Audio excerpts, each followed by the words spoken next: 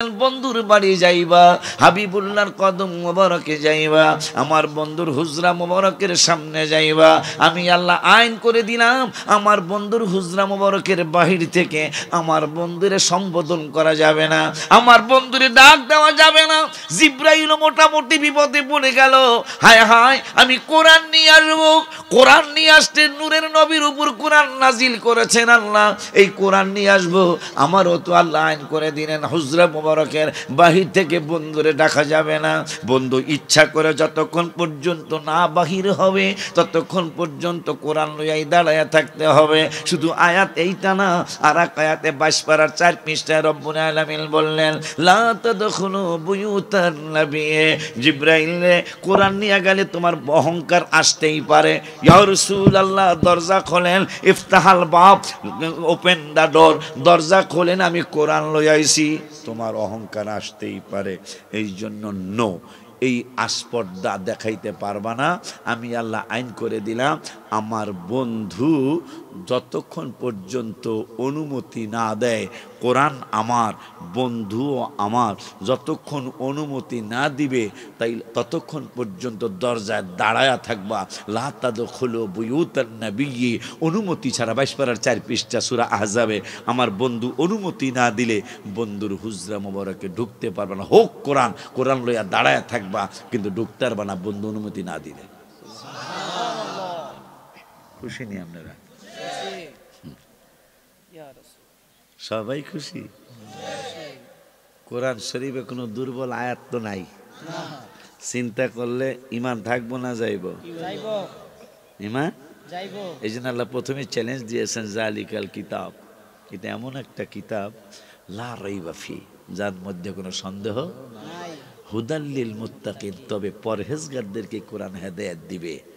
কারবারটা কি দেখেন, পরহেজগার হইতে হলে শবে বরাত লাগবে, পরহেজগার হইতে হলে লাইলাতুল কদর লাগবে, পরহেজগার হইতে হলে আশুরার মাহফিল লাগে, পরহেজগার হইতে হলে ঈদে মিলাদুন্নবী লাগে, পরহেজগার হইতে হইলে ফাতেহাই আজদাহম লাগে, পরহেজগার হইতে হলে আখির সাহার সম্বা লাগে, পরহেজগার হইতে হলে আওয়াবিন লাগে, পরহেজগার হইতে হলে কি বলে কাবলাল জুমা বাদাল জুমা লাগে, পরহেজগার হইতে হলে সলাতুত তাসবিহ লাগে, পরহেজগার হইতে হইলে কোরআন তেলাওয়াত লাগে, পরহেজগার হইতে হইলে সলাতুত তাসবিহ লাগে, তাহাজ্জুদের নামাজ লাগে, পরহেজগার হইতে হইলে জিকির লাগে, পরহেজগার হইতে হইলে ইবাদত বন্দেগী করা লাগে। আল্লাহ বলছেন হুদাল্লিল মুত্তাকিন, মুত্তাকিদেরকে, মুত্তাকি মানে বাংলায় হলো পরহেজগার, কোরআনের ভাষা হলো মুত্তাকি। আমার আল্লাহ বললেন মুত্তাকি যারা, তাদেরকে আমার এই কোরআন হেদায়েত দিবে। এখন মুত্তাকি হইতে হইলে ইবাদত ছাড়া, একজন ভাইজান সহ সকলের বললাম, পারলে সারা বিশ্বের থেকে একজন মুসলমান দেখান যে হুজুর ইবাদত ছাড়া এই লোকটা পরহেজগার হইছে, দেখাইতে পারবেন? আজকে এই উত্তরবঙ্গের হুজুরগুলা, সবাই না, উত্তরবঙ্গের আমার ভাইরা, আপনাকে ভাই কইলাম, গালি দিলাম না, গালি আসছে কিন্তু গালি দিলাম না। আপনারা এবাদতগুলি বেদাত বেদাত বলে, এই বেদাত কইয়া, এই তো ভাইরা সাক্ষী রেখা কইতাছি, এতদিন বেজার হইতেন আমাকে বেদাতি বললে, আজকের থেকে আর বেদাতি বললে বেজার হবেন না। বেদাতের মধ্যে চমৎকার একটা মজার কথা আছে, কইতাম কইতাম আব্বা, এই তাবারক আনো, তাবারক রেহ, তাবারক দিয়ে বিদায় করে দিব গোলার ডিম।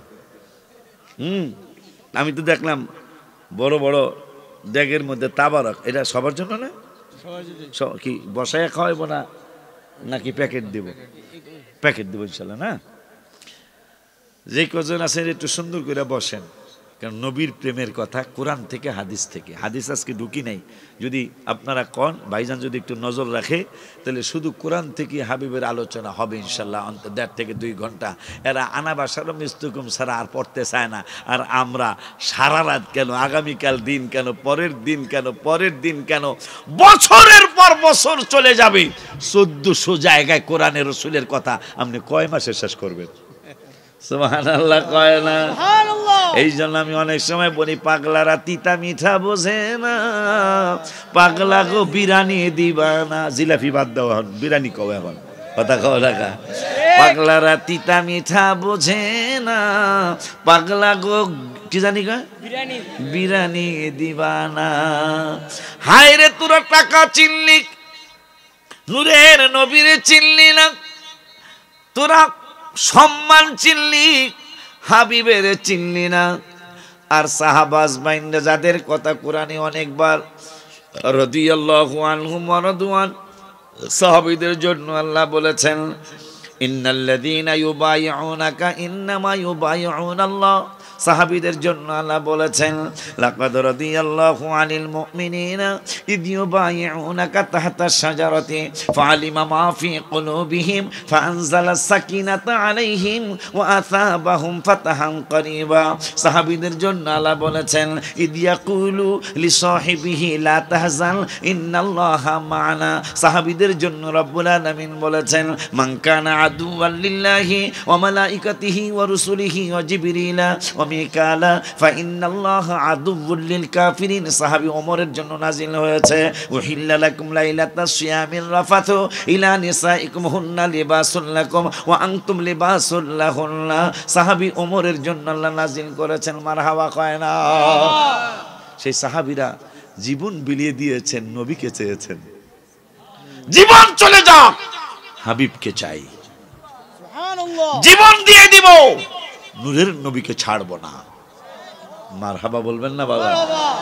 ওই মায়ার নবী, নূরের নবী, হায়াতুন নবী, জিন্দা নবী, রহমাতুল লিল আলামিন এই মাসেই আমার আল্লাহর বাড়ি বেড়াতে গিয়েছিলেন। কথা কয় না কা? চুক্তি করার জন্য গিয়েছিলেন উম্মতরে কেমনে কেমনে আপনি মাফ করবেন, কেমনে তারা দোজক থেকে মুক্তি পাবে, কেমনে জান্নাতের মেহমান হবে, কতকাল জান্নাতে থাকবে, কেমন পোশাক তাদেরকে দিবেন, কোন কোন জিনিস দিয়ে আমার উম্মতের আশিক যারা তাদের জন্য আপনি একটা সুন্দর চমৎকার হাসরের ময়দানে ব্যবস্থা করবেন। চুক্তি করার জন্য যাবে।